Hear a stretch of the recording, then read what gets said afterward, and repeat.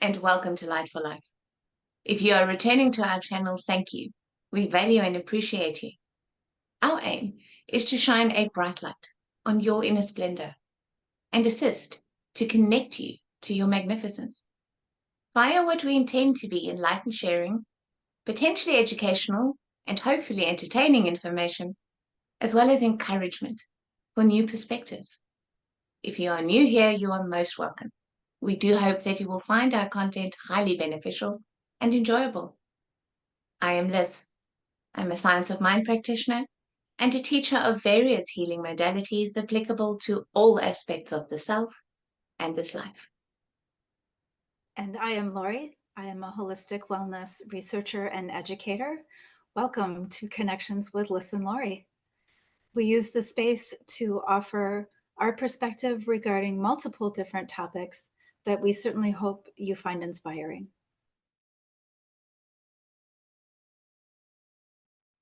This is kind of an interesting topic that maybe a lot of people, I don't know, I can't really say if they've thought of it or not, but there is some talk in the last maybe couple of years that our cells are listening.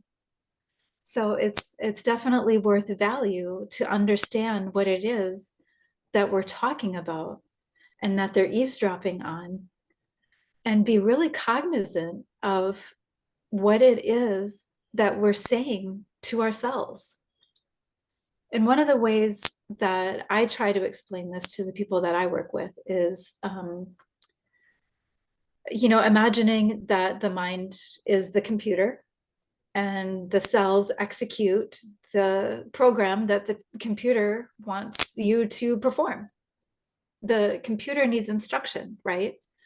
Our bodies need instruction to carry out certain mechanisms. And of course, some of those mechanisms are automatic. We don't ever have to think about making our heart beat. We don't have to think about taking a breath. We don't have to think about blinking. It's just there's certain things that occur in our body that are automatic. But where do thoughts and beliefs and ideas fit into how all of that gets carried out on a cellular level? And I think for me, I think that's where cell talk comes into the conversation. And a lot of that is our self-talk. That is our cell talk. If we are telling ourselves things that are not healthy, I don't think it's much of a stretch to understand that we might see unhealthy outcomes as a result. What we think matters so much more than I think a lot of us understand. How much it matters what goes on between our ears and what is carried out through the rest of the body. And, many would argue spiritually, mentally, and emotionally contribute to that self-talk that our cells hear. Am I stumbling on my words, or am I explaining this okay? No, it's perfect, Lori. It's absolutely perfect. And there are, like with most things, two channels for how we can think about this. And the one is that, yes, the cells are always listening to every thought, every belief, and every emotion that we hold. But we can also deliberately talk to ourselves on purpose. And many people have no idea that they can do that or how to begin going about it. But the fact is that underlying all of that is a current of frequency that our cells are perpetually picking up and swimming in. And that current is, to what extent do we love our body? Yeah. We are expecting optimal functionality from the parts of ourselves without giving them the fuel that ensures that optimal functionality that we're expecting to receive.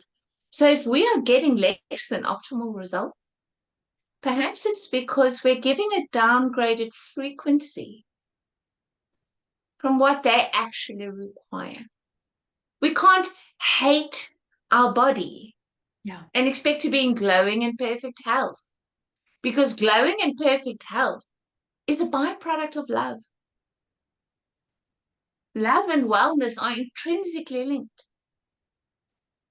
If I don't want to be in this body, if I don't value this body, if I never express gratitude to my body for my life, how can I be asking even more from it? In an environment of perpetual criticism, like, listen, bud, you're just not doing a good enough job. I am unsatisfied. Like, how is the body supposed to come more online with greater vigor, vitality, wellness, joy, when that is the frequency that we're giving ourselves to exist in the first place? So for me, that would be the starting point. Long before we begin actually deliberately talking to ourselves, Yeah. let's get ourselves to a space in which we're actually grateful to have these bodies. Yeah. Where we begin to recognize, even just minusculely, what a miraculous machine this is. Mm-hmm. How blessed and privileged we are to have this life in this body. Just thank it for that. To genuinely get grateful. You know, body, with all your aches and pains and imperfections, thank you. Thank you that you're still here and you're keeping me going in spite of the really low-grade fuel I've been giving you to do that with. Actually express some thanks. And then give it the instructions that you wish for it to begin fulfilling for you more optimally. Yeah. But let's start with some love. Start with some gratitude. Start with actually grounding and anchoring ourselves fully in these vehicles. And then perhaps we can put our hands on the steering wheel and start driving better. And the car analogy is great. It's, you know, again, you took the words out of my mouth, because, you know, if you think of a high performance vehicle, they're not putting sugar in the gas tank.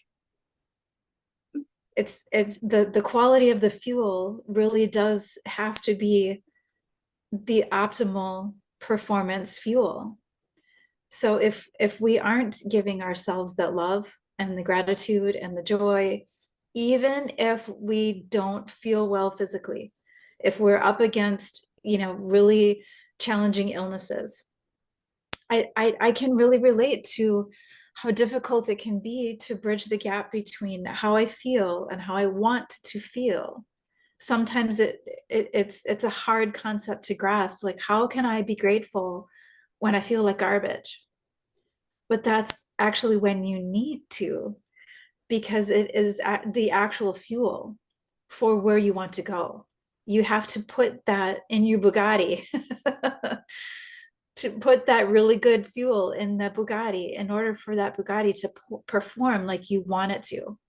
And so, of course, that means, you know, good food, good people, good laughter, good exercise if your body can do that at that moment. If it can't, that's okay. We still are grateful that even though we can't run a triathlon, our bodies are still performing for us.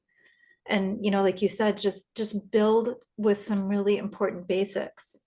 We're not moving into the triathlon yet. We're just being grateful and being loving and exercising a little grace for ourselves and ourselves.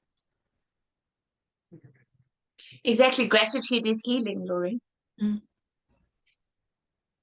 Just like if you do something for someone that you love, Yeah, and they're not grateful for it, you don't have much motivation to do it again. It's like, well, they don't appreciate it anyway. So the cells in the body are really no different. If we don't take a moment to appreciate them and to actually express our gratitude to them, where must their motivation to do even more and do even better come from? Because it is our bodies that experience this life. It is our bodies that have to deal with the results of our emotions, our thoughts, our words, our beliefs, and our actions. It happens to the body. So if we don't have grace for what we put our bodies through, if we don't have gratitude for how the body does its best to keep us having this experience, eventually there's no motivation to even try and heal and overcome some of that damage. So one of the ways in which I think it's really, really powerful to speak to yourselves is to literally have a therapy session with the cells of your body. And you can do this one organ at a time, or you can do it with all of your cells, however you want to do it. There's no right or wrong, but literally a gestalt therapy session. So you sit yourself in a chair and you put an empty chair in line with you, and then you imagine the cells that you want to speak to sitting in that therapy chair.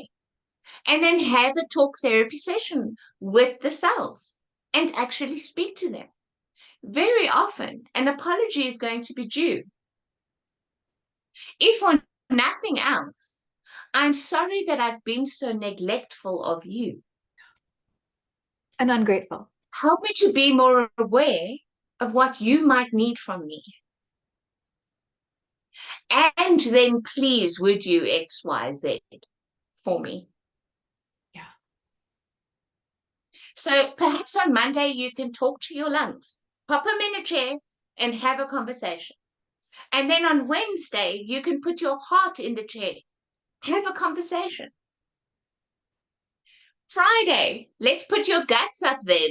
They got a lot to say. Put them in a chair and have a session. Actually do therapy with the cells of your body. And you would be amazed what comes to your awareness and what is revealed to you when you actually take the time to do that. And some people might think that I'm crazy, but a girl is sitting here alive 30 years after she should have been tickets. Yeah. So take my word for it. There's something to this, and give it a try, because I promise you, you've got absolutely nothing to lose. And so what if it feels a little silly at first? So what? Have fun with it. Play with it. Yes. If it feels absurd, that's okay. Just roll with it. And like you said, see what might come out of that. Maybe nothing. You know, maybe the first few times you try this, maybe nothing. Maybe it just feels so silly you can't get past the silly. But nothing, I don't know a single person in my life that hopped on a bicycle and rode down the street flawlessly. It takes practice, just like everything else. You don't learn a new language overnight. This is somewhat of I mean, it's not a new language, but it is somewhat of a new language, learning how to talk to the self, to talk to the cells. It's a new thing for you. And it might feel a little weird and awkward and, oh my gosh, you're not going to believe what I saw in a video the other day. Just see where it goes. Because I'm reminded of an exercise that I used many years ago, and I don't remember which hand was which, but with one hand you'd write a question, and the other hand you'd write an answer. And it was super awkward because typically we have a dominant hand. We don't write with the other hand. But I was utterly amazed at what came out of that pen. And I don't see it as really all that different, as you might be really amazed what that thing in that chair has to say. Yeah, I mean, I've actually got a funny story for this. Do tell. For about 15 years after my initial chemotherapy, I suffered very, very badly from side effects of the treatment, one of which was severe fibromyalgia with its accompanying brain fog. Yeah. And over time, we healed and dissipated so many of those symptoms. But the one thing that wasn't coming right was my memory. And I couldn't understand it. The muscle cramps, the rivers of pain, the exhaustion, all that was gone. But my memory was still absolutely terrible. And then one day I thought, you know what? I must have a therapy session with my memory. You know, cobbler's children have no shoes situation. Yeah. I was like, you know what? I should have a session with my memory. So I got my chairs out and I popped my memory metaphorically in the chair. And I was like, all right, memory, what is up with you? I have been saying affirmations for years now that you function perfectly and I have perfect recall and recollection always. Why are you not getting better? Please show me. What am I not seeing? And you won't believe what came up, Laurie. One of my affirmations that I had been subliminally programming in. Oh, yeah. This sounds like a very positive affirmation. As soon as I think it, it is done. Oh. As soon as I think it, it is done. So according to my memory, if I had thought a thing, we could move on. All done. It's done. We didn't have to remember it. We didn't have to take any action and actually do the thing we thought about because I programmed it in. As soon as I think it, it is done. So I sat there like a lunatic on my chair, laughing my head off. First of all, thank you for the proof that subliminal programming works. Yes. A little too well in this instance. And simply opening up to receiving the answer, I would never have come to that conclusion by myself in a million years. Yeah. I would never, ever have been able to connect those dots had I not asked my memory what's going on. Yeah. Not what's wrong, not what's the problem. What do we need to fix? Like something's broken. What's happening for you? What is going on? Show me. Obviously, there's something I don't know. There's something I'm not seeing. Yeah. And that's the magic of it, Laurie. That's what we open up for ourselves when we will actually just use our incredible ability to focus and bring our awareness to a particular part of our body to show us what it needs. And then when we know that, then we can instruct it that, yes, I give you permission now to do this and this and this. Forgive me for that and that and that. And will you please accomplish this and this and this? Thank you. It's miraculous. And what beautiful validation that it works. Yes. I mean, that Exactly. it's beautiful validation for yourself to know, okay, I'm onto something here. This actually does work. It isn't just something I read in a book or, you know, some elusive therapy that I don't know if it's working or not. Obviously, it was working really, really, really well for you for many, many years. When I think it's Exactly. done. Exactly. Beautiful validation. And Yes. as you were talking, I was thinking, probably not going to remember the thought now, but how, I guess, how foreign it can be for people to think, wait a minute, my body's listening to me? What now? Maybe we should talk about that a little bit more. Is what do you mean my cells are listening to me? What do you mean my body is listening to me? Maybe we should just kind of cover that a little bit more, is that there isn't a separation. Well, essentially, between... it's just all about frequency. It's just all about frequency, Laurie. The thoughts that we think, the attitudes that we hold, all the emotions that we feel, the beliefs that we live up to, the preconditioning and the subconscious programming, and even external life input. All of these things are a frequency that is literally carried within our energetic system. It speaks to our networks, our nerves, our veins. Our neurological firing is all happening within a super frequency that our cells interpret for their state of being. It's like a radio station that we're tuned to. So what is that frequency? Is that frequency that of suffering, of illness, of lack, of brokenness, of wrongness? Because that's what our cells are perpetually being told. And that's what they will do. They're obedient. If you tell the cell that it is sick, its only response is, okay. Yes. If you tell the cell that it's broken, its response is, okay, because Okay. you're the boss. Yeah. You're the boss. Yeah. It's going to obey you. So if you tell your cell, I'm sorry, I didn't realize for all these years I've been giving you really, really bad instructions. Forgive me. What I want you to be is well. Please function optimally for me and show me all the ways in which I can support you to do so. And you'd be amazed at the communication that you open up. Because one of the chiefest forms of our intuition is how the body can speak to us. And I think what's important to When remember. something's wrong with the heart, we feel it. No matter how subtle it is, we feel it. Something's going on in my chest. Mm-hmm. When our stomach's upset, we're in no doubt. No doubt at all. And thank goodness for that.